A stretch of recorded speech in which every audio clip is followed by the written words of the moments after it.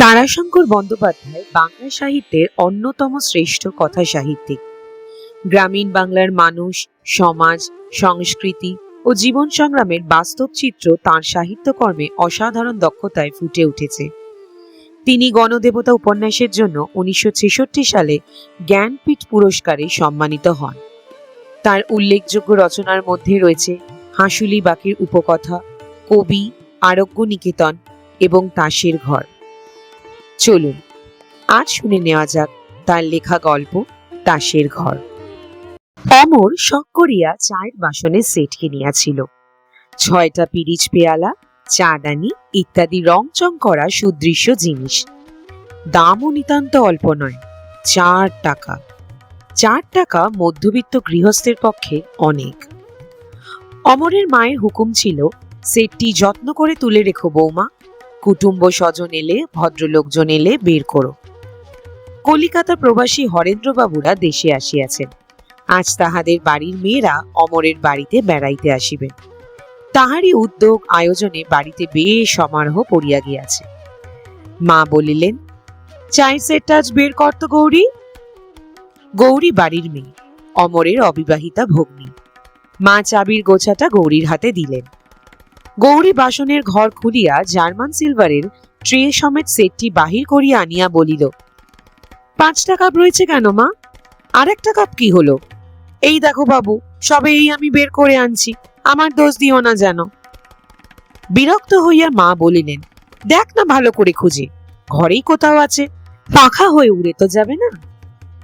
গৌরী সেটটা সেইখানে নামাইয়া আবার ভালো করিয়া ঘর খুঁজিয়া আসিয়া বলিল, পাখাই হলো না কেউ খেয়েই ফেললো, সে আমি জানি না বাপু, তবে ঘরের মধ্যে কোথাও নেই। দুমদাম করিয়া মা ঘরে প্রবেশ করিতে করিতে বলিলেন, তোমার দোষ কি মা? আমার কপালের দোষ। তোমরা চোখ কপালের ওপর তুলিয়া কাজ করো, নিচের জিনিস দেখতে পাও না। গৌরীর চোখ হয়তো কপালের উপরেই উঠিয়া থাকে, কিন্তু এক্ষেত্রে গৌরীর অপরাধ প্রমাণিত হইল না। পেয়ালাটা খুঁজিয়া পাওয়া গেল না। মা হাঁকিলেন, বৌমা, বৌমা। বৌমা অমরের স্ত্রী শৈল। উপরে তখন ঘর দুয়ার ঝাড়িয়া পরিষ্কার করিয়া অতিথিদের বসিবার স্থান করিতেছিল। সে নিচে আসিয়া শাশুড়ির কাছে দাঁড়াইয়া বলিল, আমায় ডাকছেন?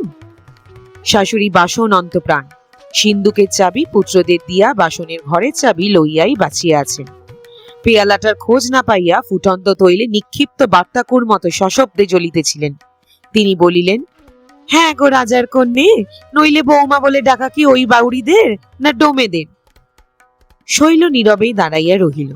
উত্তর করা তার অভ্যাস নয়।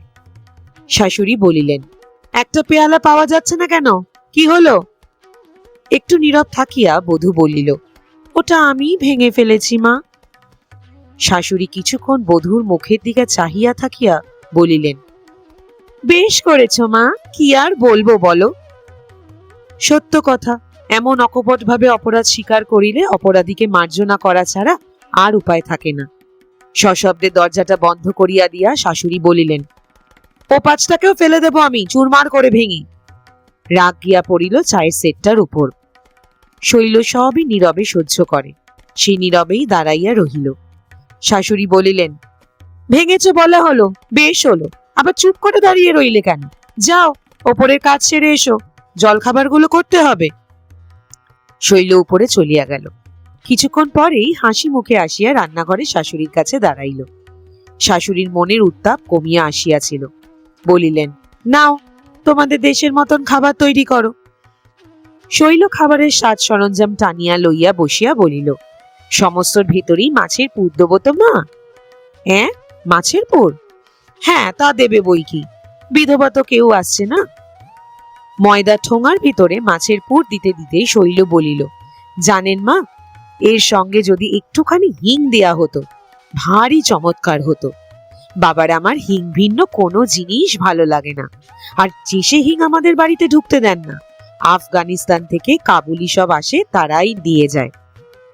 শাশুড়ি বলিলেন, পশ্চিম ভালো জায়গা মা, আমাদের পাড়াগাঁয়ের সঙ্গে কি তুলনা হয়, না সেসব জিনিস পাওয়া যায়?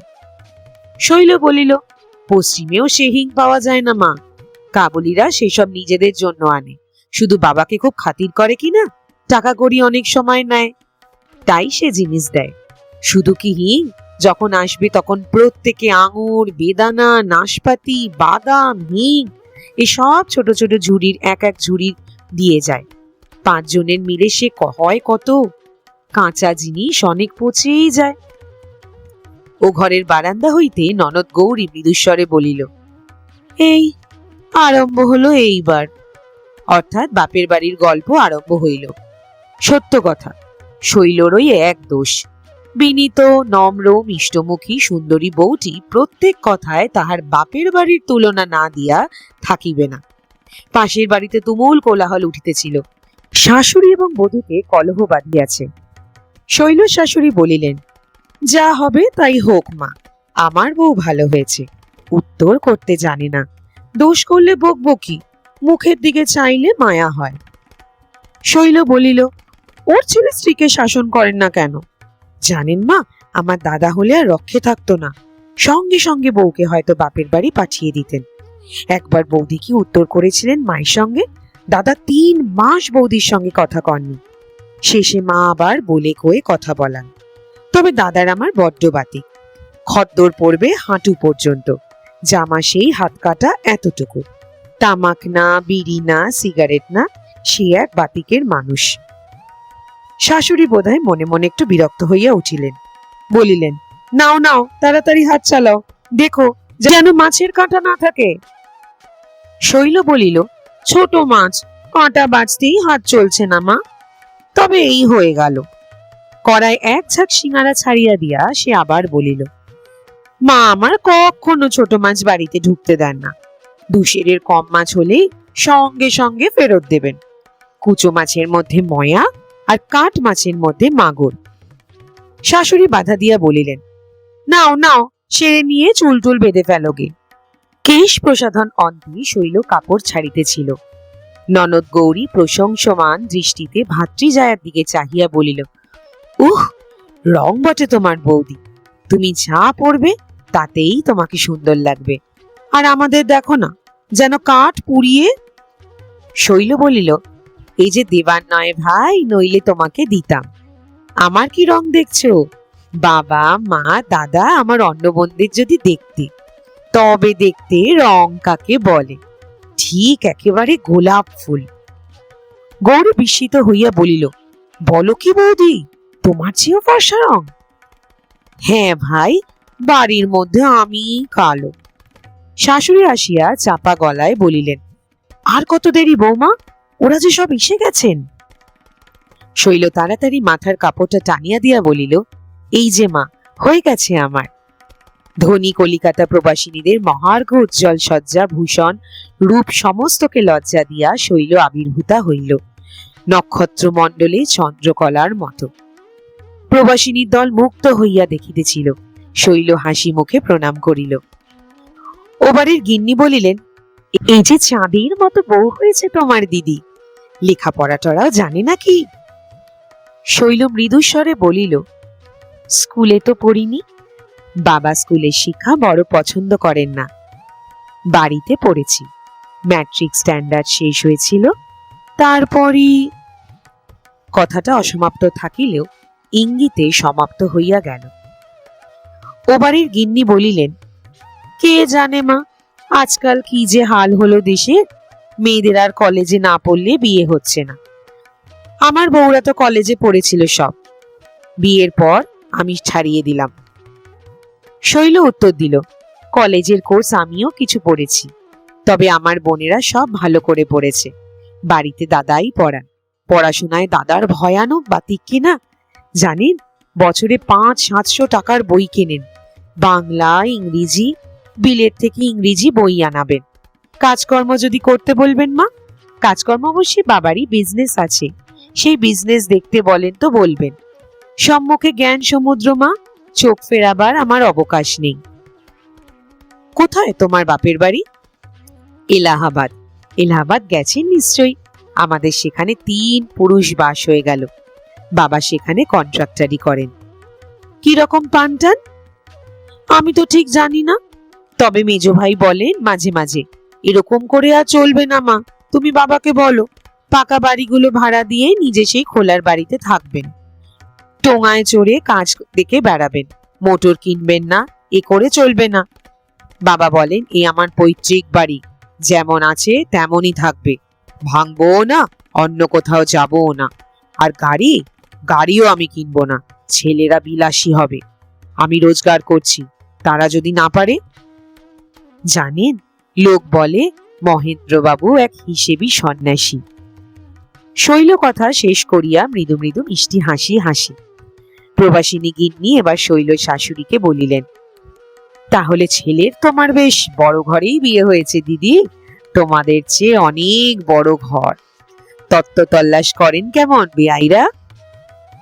বিচিত্র সংসার, বিচিত্র মানুষের মন, কোন কথায় কে যে আঘাত পায় সে বোঝা বোধ করি বিধাতারও সাধ্য নয়। তোমাদের চেয়ে অনেক বড় ঘর, এই কথাটুকুতেই অমরের মা আহত হইয়া উঠিলেন। তিনি মুখ বাঁকাইয়া বলিলেন, কে জানে দিদি, বড় না ছোট সে জানি না, তবে বৌমাই বলে বাপেদের এই বাপেদের ওই, কিন্তু তত্ত্ব তল্লাশও দেখি না। আজ 2 বছর ওই দুধের মেয়ে এসেছে, নিয়ে যাওয়ার নাম পর্যন্ত নেই। শৈল মুহূর্তে বলিয়া উঠিল, জানেন তো মা, বাবার আমার অদ্ভুত ধরন। তিনি বলেন, যে বস্তু আমি দান করলাম সে আবার আমি কেন আমার বলে ঘরে আনবো? তবে যাকে দান করলাম সে যদি স্বেচ্ছায় নিয়ে আসে, তখন তাদের আদর করব, সম্মান করব, আমার বলবো। আর তত্ত্ব তল্লাশ এত দূর থেকে করা সম্ভব হয়ে ওঠে না। কিন্তু টাকা তো চাইলেই দেন তিনি, যখন চাইবেন তখনই দেবেন। শাশুড়ি বলিয়া উঠিলেন, কি বললে বৌমা, তোমার বাবা আমাদের টাকা দেন? কখন, কোন কালে? শৈল বলিল, আপনাদের কথা তো বলিনি মা, আপনি জিজ্ঞেস করেও দেখবেন, 100, 50, 80 চাইলেই তিনি দেন, কেন দেবেন না? শাশুড়ির মুখ কালো হইয়া উঠিল। শুধু সগ্রামবাসী নয়, উপস্থিত মহিলাবৃন্দ প্রবাসিনী, দেশ দেশান্তরে সংবাদ রটিয়া যাইবে। অমরের মায়ের মাথা যেন কাটা গেল। তিনি বলিলেন, ভালো, অমর আসুক, আমি জিজ্ঞাসা করব। কই, ঘুণাক্ষরেও তো আমি জানিনি। ও বাড়ির গিন্নি বলিলেন, তোমায় হয়তো বলেনি অমর, দরকার হয়েছে শ্বশুরের কাছে নিয়েছে। অমরের মা বলিলেন, সে নেবে কেন ভাই, সে নেওয়া যে তার ভারী অন্যায়, নীচ কাজ। ছি, শ্বশুরের কাছে হাত পাতা, ছি। অমর কাজ করে কলিকাতায়, সেখানে সে অর্ডার সাপ্লাইয়ের ব্যবসা করিয়া থাকে। ব্যবসা হইলেও ক্ষুদ্র তার আয়তন, সংকীর্ণ তার পরিধি, তবুও সে স্বাধীন। তাই মাসে 2 বার করিয়া বাড়ি সে আসিয়া থাকে। অমরের মা রোষ কষায়িত নেত্রে পুত্রের আগমন পথের দিকে চাহিয়া রহিলেন। ধনী কলিকাতা প্রবাসিনীদের সম্মুখে যে অপমান তাহার হইয়াছে, সে তিনি কিছুতেই ভুলিতে পারিতেছেন না। শুধু তাহার সংসারের অসচ্ছলতাই নগ্নভাবে আত্মপ্রকাশ করে নাই, তাহাকে মিথ্যেবাদিনী সাজিতে হইয়াছে। এ কয়দিন বধূর সঙ্গেও একরূপ বাক্যালাপ করেন নাই। শৈল অবশ্য সে বিষয়ে দোষী নহে, সে সদা সর্বদাই মুখে হাসিটি মাখিয়া শাশুড়ির আজ্ঞার জন্য তাহার মুখের দিকে চাহিয়া থাকে। সংসারের নিয়ম, কাল অগ্নির উত্তাপও হরণ করিয়া থাকে, মনের আগুনও নিবিয়া আসে। কিন্তু শৈলর দুর্ভাগ্য, শাশুড়ির মনের অগ্নিশিখা রস্য হইতে না হইতেই ইন্ধনের প্রয়োগে দ্বিগুণ হইয়া উঠিল। পাড়ায় ঘরে ঘাটে এই লইয়া যে কানাকানি চলিতেছিল, সেটা ভালোভাবেই ক্রমশ জানাজানি হইয়া গেল। সেদিন সরকারদের মজলিসে এক দফা প্রকাশ্য আলোচনার সংবাদ অমরের মা সকর্ণেই শুনিয়া আসিলেন। 10 দশেক পরেই কিসের একটা ছুটি উপলক্ষে অমর বাড়ি আসিবার কথা জানাইয়া দিল। শৈলর মাথায় যেন আকাশ ভাঙিয়া পড়িল।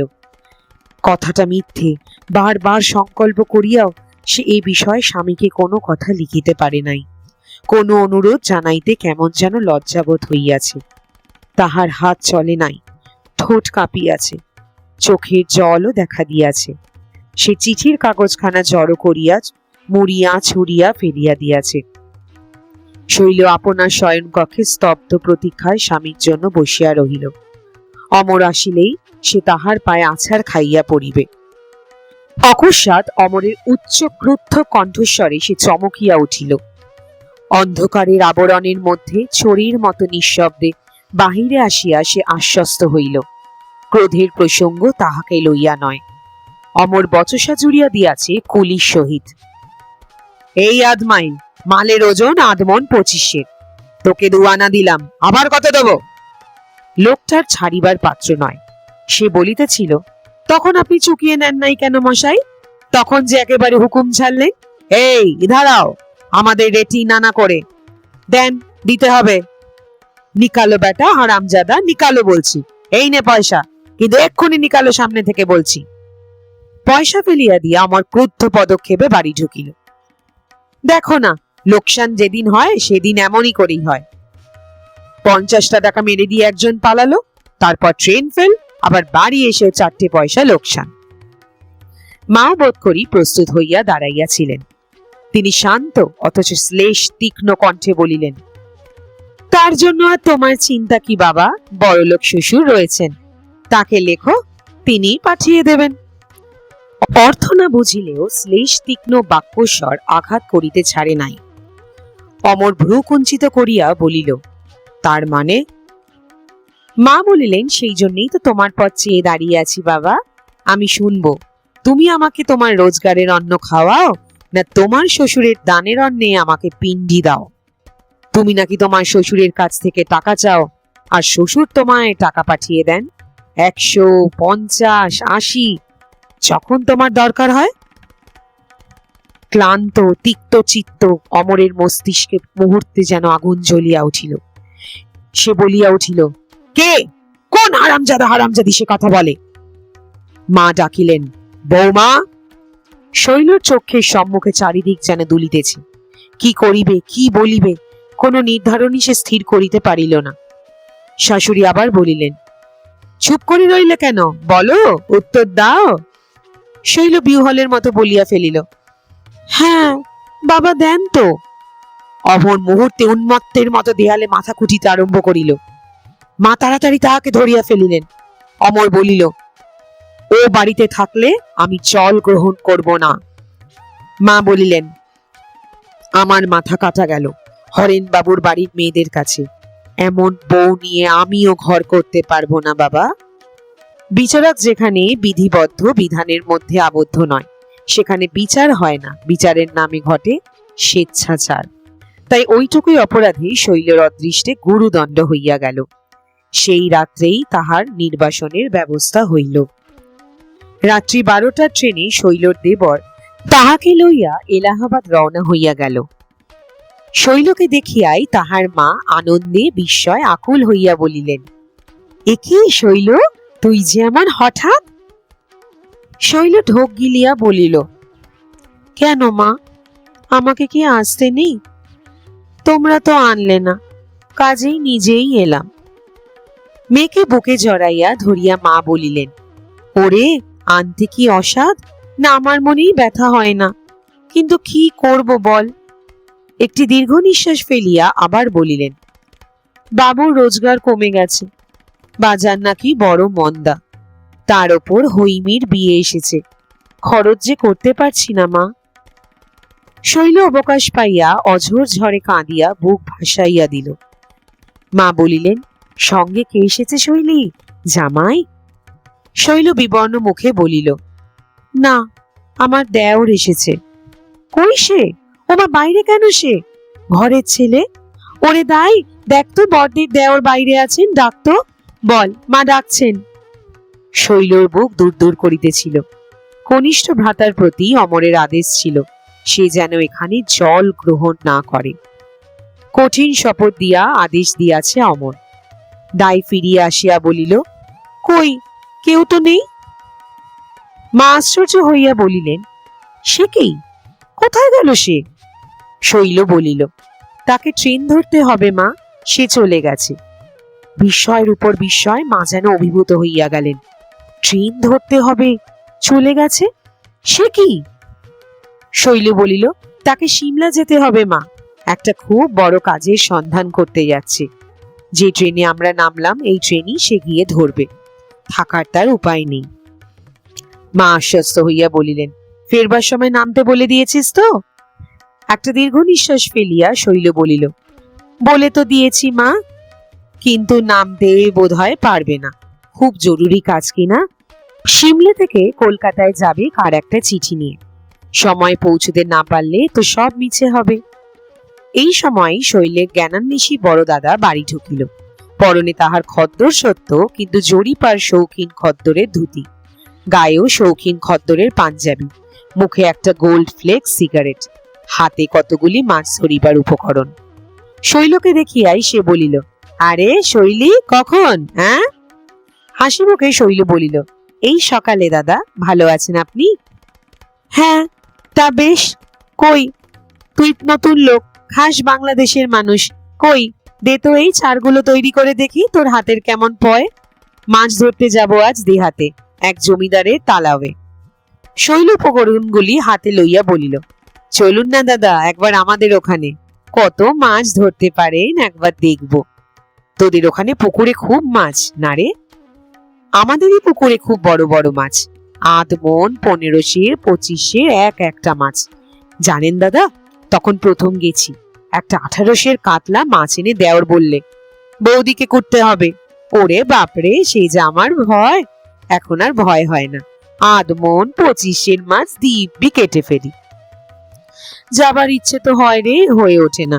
কলকাতা যাই, তাও অমরবাবুর সঙ্গে দেখা করতে সময় হয় না। আবার তুই অবশ্য যদি কলকাতায় থাকতিস তবে নিশ্চয়ই যেতাম। শৈল বলিল, আচ্ছা দেখবো, আমাদেরও কলকাতা বাড়ি হবে এইবার। অর্ধপথে বাধা দিয়া দাদা বলিল, কলকাতায় তোদের বাড়ি হচ্ছে নাকি? শৈল বলিল, জায়গা কিনছেন, ধীরে ধীরে হবে এইবার। মা পুলকিত হইয়া প্রশ্ন করেন, জামাই এখন বেশ পাচ্ছেন না রে শৈলী? শৈল মুখ নত করিয়া বলিল, দেশেও দালান করবেন। মাস দুয়েক পরেই কিন্তু শৈলের মা অনুভব করিলেন, কোথাও একটা অস্বাভাবিক কিছু ঘটিয়াছে। জামাই বা বেয়ান কেহই তো শৈলর পত্র দেন না, সংবাদ লন না। তিনি স্বামীকে বলিলেন, দেখো, তুমি বেয়ানকে একখানা পত্র লেখো। মহেন্দ্রবাবু নিরীহ ব্যক্তি। শৈল অন্যের সম্বন্ধে যতই অত্যুক্তি করিয়া থাক, তাহার পিতার উপার্জনকে যতই বাড়াইয়া বলিয়া থাক, পিতার প্রকৃতি সম্বন্ধে অত্যুক্তি সে করে নাই। সত্যই তিনি সাধু প্রকৃতির নিরীহ ব্যক্তি। মহেন্দ্রবাবু স্ত্রীর কথায় শঙ্কিত হইয়া পরদিনই বেয়ানকে পত্র দিলেন। লিখিলেন, আমি আপনার অনুগৃহীত ব্যক্তি। শৈলকে চরণে স্থান দিয়া আপনি আমার প্রতি অশেষ অনুগ্রহ করিয়াছেন। আশা করি, প্রার্থনা করি, সে অনুগ্রহ হইতে আমি বা আমার শৈল যেন কখনো বঞ্চিত না হই। আমি বুঝিতে পারিতেছি না সেখানে কি ঘটিয়াছে, শৈল কি অপরাধ করিয়াছে, কিন্তু অপরাধ যে করিয়াছে তাহাতে সন্দেহ নাই। সে কোনো কথা প্রকাশ করে নাই। তবু ওই দীর্ঘ ২ মাসের মধ্যে কই আপনার কোনো আশীর্বাদ তো আসিল না। শ্রীমান অমর বাবা জীবনও তো কোনো পত্র দেয় না। দয়া করিয়া কি ঘটিয়াছে আমাকে জানাইবেন। আমি নিজেই শৈলকে আপনার চরণে উপস্থিত করিয়া তাহাকে শাস্তি দিব। তারপর শেষে আবার লিখিলেন, অমর সংবাদ না দিলেও শৈলর নিকট তাহার উন্নতির কথা শুনিয়া বড়ই সুখী হইলাম। কলিকাতায় বাড়ি করিবে শুনিয়া পরম আনন্দ হইল। আপনার মেজ ছেলের পরীক্ষার সংবাদ শুনিলাম, কয়েক নম্বরের জন্য প্রথম হইতে পারে নাই। আশীর্বাদ করি, বিয়েতে যোগ্য স্থান লাভ করিবে। পত্রখানা পড়িয়া অমরের মায়ের চোখে জল আসিল। মনে তাহার যে ক্রোধ বহ্নি জ্বলিতেছিল, ইন্ধনের অভাবে সময় ক্ষেপে সে বহ্নি নিবিয়া গিয়াছে। প্রতি পদে তাহার শৈলর প্রতিমার মতো মুখ মনে পড়িত। বলুক সে মিথ্যা, তবু মিষ্ট কথার সুরটি তাহার কানে বাজিত। আজ বেআইয়ের পত্র পড়িয়া তাহার সকল গ্লানি নিঃশেষে বিদূরিত হইয়া গেল। শুধু বিদূরিত হইয়া গেল নয়, পুত্রবধূর উপর মন তাহার প্রসন্ন হইয়া উঠিল। পত্রের শেষ ভাগটুকু একবার পড়িয়া আবার তিনি সেখানটা পড়িলেন, কলিকাতায় বাড়ি ইত্যাদি। তিনি অমরকে পত্র দিলেন। বেআইকে লিখিলেন, বৌমা আমার ঘরের লক্ষ্মী, লক্ষ্মীর কোনো অপরাধ হয় তবে কার্যগতিতে সংবাদ লইতে পারি নাই, সেই দোষ আমারই। শীঘ্র অমর বৌমাকে আনিবার জন্য যাইবে। পত্র পাইবা মাত্র শৈল পুলকিত হইয়া স্বামীকে পত্র লিখিতে বসিল। অমর আসিয়াছে, ১০-১২ সেরের একটা মাছ সে সঙ্গে আনিয়াছে। শৈল তাড়াতাড়ি সেটা কাটিতে বসিল। বলিল, বড় জাতের মাছ বোধ হয় ধরা পড়েনি, এগুলো মাজলা জাত। ওদিক হইতে ভাতৃজায়া বলিল, এই আরম্ভ হলো, শ্বশুর বাড়ির অবস্থা ভালো আর কারো যেন হয় না। রাত্রে অমরের নিকট শৈল নত মুখে দাঁড়াইয়াছিল। অমর একখানা পত্র বাহির করিয়া দেখাইয়া বলিল, এসব কি বলতো? একটি বড় মাছ যেমন করিয়াই হোক আনিবে, এখানে আমি আমাদের অনেক মাছ আছে বলিয়াছি। বেশ, আমাদের 16 আনায় একটাও তো পুকুর নেই, অথচ ছি, আর এখানে মুক্তার গয়না চলন হইয়াছে, আমার জন্য ঝুটা মুক্তার মালা 1 ছড়া। ও কি, ও কি, কাঁদছো কেন শৈল? শৈল? শৈল বিছানায় মুখ গুজিয়া আকুল হইয়া কাঁদিয়া উপাধান সিক্ত করিয়া তুলিল। সে কথা যে তাহার অমরকে মুখ ফুটিয়া বলিবার নহে। এই ছিল তারাশঙ্কর বন্দ্যোপাধ্যায়ের উল্লেখযোগ্য একটি গল্প, তাসের ঘর। গল্পটি যদি আপনার ভালো লেগে থাকে তাহলে ভিডিওটি লাইক করুন, শেয়ার করুন এবং এমন আরো বাংলা অডিও গল্প শুনতে আমাদের চ্যানেল ওয়ান্ডার থটস ডেইলিকে সাবস্ক্রাইব করতে ভুলবেন না। আবারও দেখা হবে নতুন একটি গল্প নিয়ে। ততক্ষণ পর্যন্ত ভালো থাকুন, সুস্থ থাকুন। ধন্যবাদ।